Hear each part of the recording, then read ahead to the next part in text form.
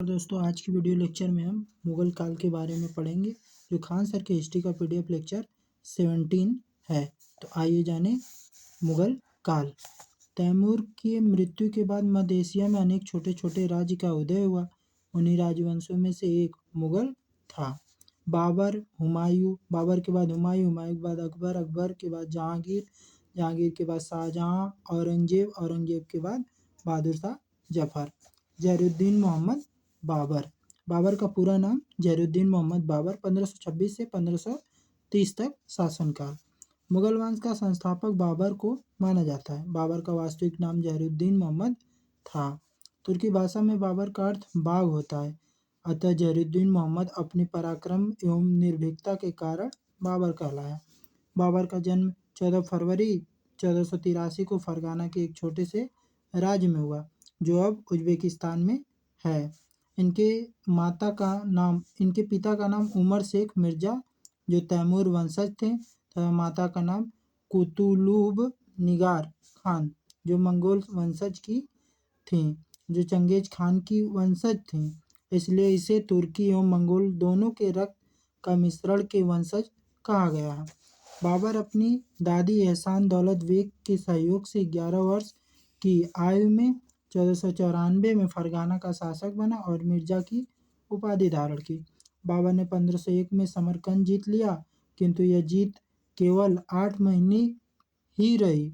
बाबर ने काबुल और गजनी पर अधिकार कर लिया।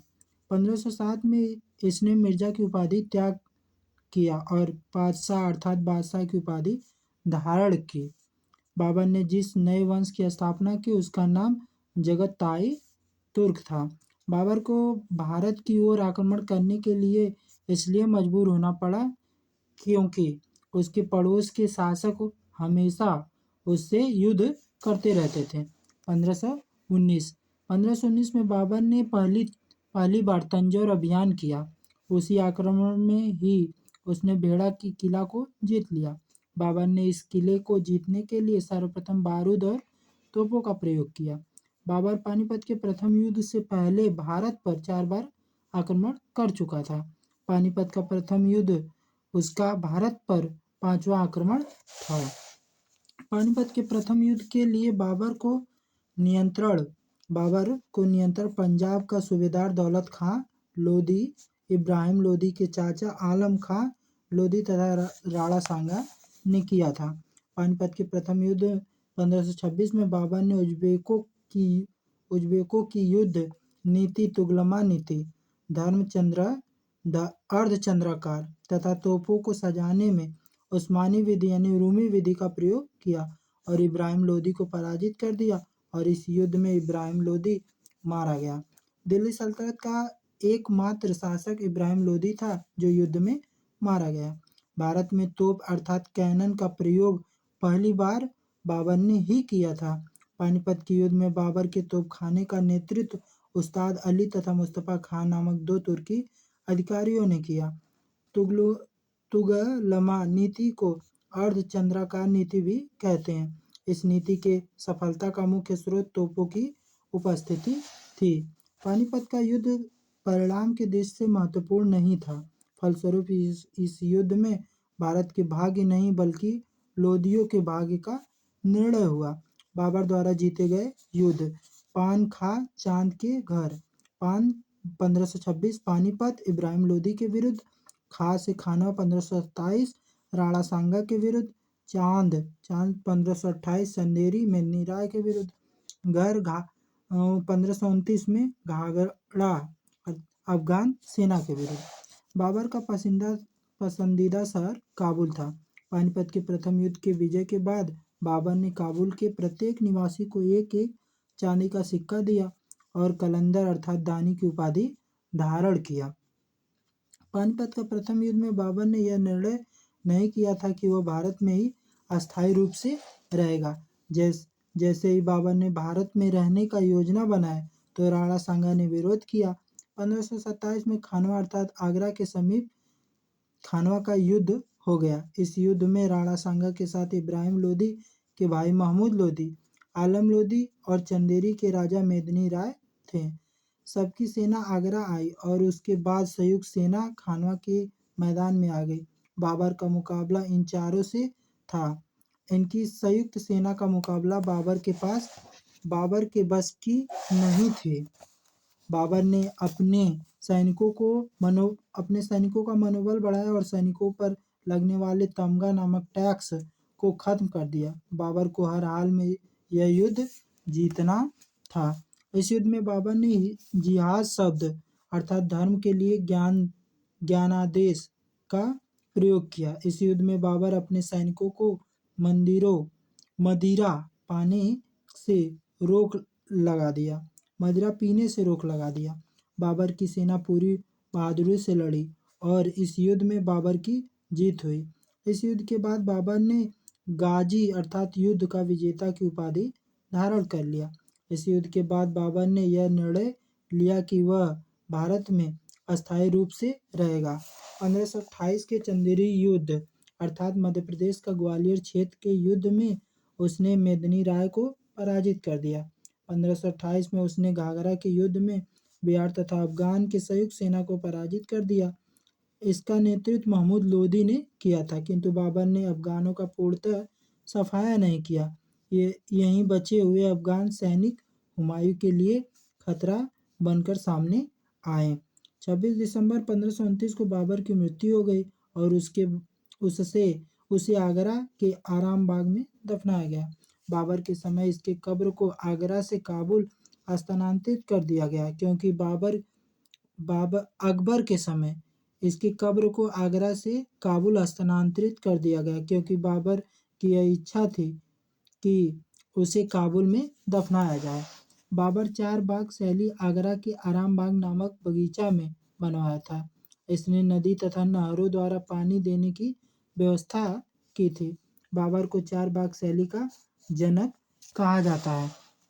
बाबर ने मुबैयान नामक एक पद शैली का विकास किया। बाबर ने सड़कों को नापने के लिए गजे बाबरी नामक माप का प्रयोग किया। बाबर ने अयोध्या में बाबरी मस्जिद का निर्माण करवाया। इस मस्जिद का वास्तुकार अर्थात डिजाइनर मीर बाकी था। बाबर ने अपनी आत्मकथा तुजु के बाबरी अर्थात तुर्की भाषा में लिखा गया। इसमें यह कहता है कि उसने जिस वक्त भारत पर आक्रमण किया उस वक्त भारत में 5 मुस्लिम राज्य तथा 2 हिंदू राज्य थे। मुस्लिम राज्यों में दिल्ली, मालवा, गुजरात, बमनी तथा बंगाल था। हिंदू राज्य में मेवाड़ तथा विजयनगर था। विजयनगर शासक कृष्णदेवराय बाबर के समकालीन थे। बाबर ने इन्हें उस वक्त का सबसे शक्तिशाली शासक बताया। तुजु के बाबर की आत्मकथा है जो तुर्की भाषा में है। अब्दुल रहीम खान खाना ने अकबर के कहने पर इसकी फारसी में अनुवाद किया। इसकी फारसी अनुवाद ही बाबर नामा कहलाता है। बाबर के 4 पुत्र थे, जिसमें सबसे बड़ा पुत्र हुमायूं था। बाबर अपने जीवन काल में इस चिश्ती को अपना उत्तराधिकारी बनाया। कहा ए हुमायूं, कहा से क से कमरान, हा से हिंदाल, अ से अस्करी, हुमायूं से हुमायूं। नसरुद्दीन मोहम्मद चिश्ती 1530 से 1556। हुमायूं का जन्म काबुल में माहम बेगम के गर्भ से हुआ था। हुमायूं का अर्थ होता है भाग्यवान। यह बाबर के 4 बेटों में से सबसे बड़ा पुत्र था। बाबर के कहने पर हुमायूं ने अपने राज्य को 4 भाइयों में बांट दिया। कामरान को काबुल, कंधार, अस्करी को संभल तथा हिंदाल को मेवात अर्थात अलवर की जागीर दे दी। चचेरे भाई सुलेमान मिर्जा को बदखसा राज्य प्रदान किया, जो हुमायूं की सबसे बड़ी भूल साबित हुई। चिश्ती के लिए चुनौती, राज्य का बंटवारा, धन की कमी, राजपूत का विरोध, अफगान। बाबर ने अफगान शासकों को पूर्णतः सफाया नहीं किया था, जिस कारण अफगान शासक हुमायूं के लिए बड़ा खतरा बनने लगे।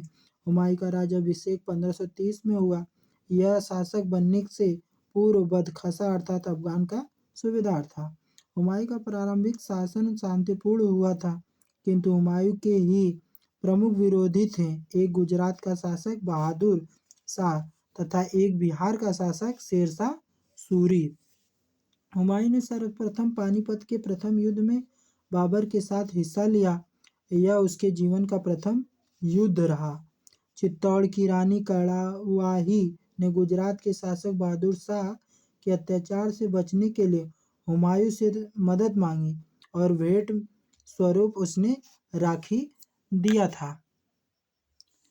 हुमायूं कड़वाई की रक्षा के लिए सेना लेकर चल दिया, किंतु कालिंजर के शासक प्रताप रुद्रदेव से हुमायूं का युद्ध हो गया और हुमायूं के पहुंचने में देर हो गई। तब तक कड़वाई जौहर कर चुकी थी। हुमायूं बहादुर शाह को पराजित करने के लिए 1531 में सर्वप्रथम कालिंजर अभियान किया। कालिंजर अभियान हुमायूं का शासक बनने के बाद पहला अभियान था। हुमायूं का अफगानों के विरुद्ध पहला अभियान 1532 में दौहरिया अर्थात दौरा का अभियान था, जिसमें हुमायूं विजयी रहा। 1538 में हुमायूं ने गौड़ अर्थात बंगाल अभियान किया। इसने बंगाल का नाम जनताबाद रखा। बंगाल अभियान से लौटते समय उसकी सेना पर शेरशाह सूरी ने 1539 में अचानक चुनार की किला के पास चौसा नामक स्थान पर हुमायूं पर आक्रमण कर दिया। हुमायूं की सेना में भगदड़ मच गई और पराजय की स्थिति में हुमायूं घोड़ा सहित गंगा नदी में कूद गया। हुमायूं की जान सियाउद्दीन निजाम नामक व्यक्ति अर्थात मल्लाह ने बचाई। इसी कारण उसने सियाउद्दीन निजाम को एक दिन के लिए दिल्ली का शासक बनाया। इसी ने अपने एक दिन के कार्यकाल में चमड़े का सिक्का चलाया। इसकी जानकारी हुमायूं नामा नामक पुस्तक से मिलती है, जिसकी रचना हुमायूं की बहन गुलबदन बेगम ने किया। यह पुस्तक 2 भागों में है। प्रथम भाग में बाबर तथा द्वितीय भाग में हुमायूं की चर्चा है। यह मुगल काल की एक मात्र पुस्तक है जिसकी रचना किसी महिला ने की है। 1540 में शेरशाह सूरी ने बेलग्राम अर्थात कन्नौज के युद्ध में हुमायूं को हराया और उसे भारत छोड़ने पर विवश कर दिया। 1540 ईस्वी में शेरशाह सूरी ने खुद को दिल्ली का शासक घोषित कर दिया। भारत से निष्कासन के दौरान हुमायूं ने अपनी गर्भवती पत्नी हमीदा बानो बेगम को अमरकोट अर्थात पंजाब के राजा वीर साल के दरबार में छोड़कर चला गया। इन्हीं के दरबार में 15 अक्टूबर 1542 को अकबर का जन्म हुआ। निर्वासन के दौरान हुमायूं काबुल में रहा। हुमायूं ने 1545 में ईस्वी में ईरान के शासक की सहायता से कंधार एवं काबुल पर अधिकार कर लिया। 1553 में शेरशाह के उत्तराधिकारी इस्लाम शाह की मृत्यु के बाद अफगान साम्राज्य विघटित होने लगा। अतः ऐसी स्थिति में हुमायूं को पुनः अपने राज्य प्राप्ति का अवसर मिला। 1555 में लुधियाना के समीप मच्छीवाड़ा के युद्ध में हुमायूं ने अफगान सरदार हैबत खां तथा तातार खां को पराजित करके पंजाब जीत लिया। 1555 में सरहिंद के युद्ध अर्थात चंडीगढ़ में हुमायूं के सेनापति बैरम खां ने अफगान सेनापति सिकंदर शाह सूरी को पराजित कर दिया। सरहिंद विजय के बाद 1555 में एक बार पुनः दिल्ली के तख्त पर हुमायूं को बैठने का सौभाग्य मिला। हुमायूं ने दिल्ली में दीन पनाह नामक पुस्तकालय बनवाया। इसी पुस्तकालय की सीढ़ियों से गिरकर हुमायूं की मृत्यु 1556 में हो गई। हुमायूं अफीम के सेवन का आदी था। यह ज्योतिष विद्या में विश्वास रखता था, जिस कारण सप्ताह के प्रत्येक दिन अलग अलग रंग के वस्त्र पहनता था। हुमायूं के दरबार में 2 प्रमुख चित्रकार मीर सैयद अली तथा अब्दुल समद रहते थे। अब्दुल समद लेनल-पुल ने लिखा है कि हुमायूं का अर्थ होता है खुशनसीब व्यक्ति, लेकिन हुमायूं जीवन भर लड़खड़ाते रहा और लड़खड़ाते ही उसकी मृत्यु हो गई। हुमायूं की कब्र ईरानी संस्कृति से प्रभावित है, जिसका वास्तुकार मिर्जा गयास बेग था। उसकी पत्नी हमीदा बानो बेगम की हुमायूं में अमूल्य भेंट थी। यह मकबरा दिल्ली में स्थित है। हुमायूं के प्रमुख युद्ध 1531 कालिंजर प्रताप रुद्रदेव के विरुद्ध, 1532 दौरा महमूद लोदी अर्थात अफगान के विरुद्ध, 1532 में चुनार का प्रथम घेरा शेर खां के समय, 1535 से 36 में बहादुर शाह से संघर्ष, जून 1539 में चौसा का युद्ध, मई 1540 में कन्नौज अर्थात विलग्राम का युद्ध शेर खां के विरुद्ध, 1555 माछीवाड़ा का युद्ध अफगान सरदार नसीब खां के समय, 1555 में सरहिंद का युद्ध सुल्तान सिकंदर सूरी अफगानी के समय, शेरशाह सूरी। शेरशाह सूरी के बारे में हम कल पढ़ेंगे। तो आज के लिए इतना ही। जय हिंद, जय भारत।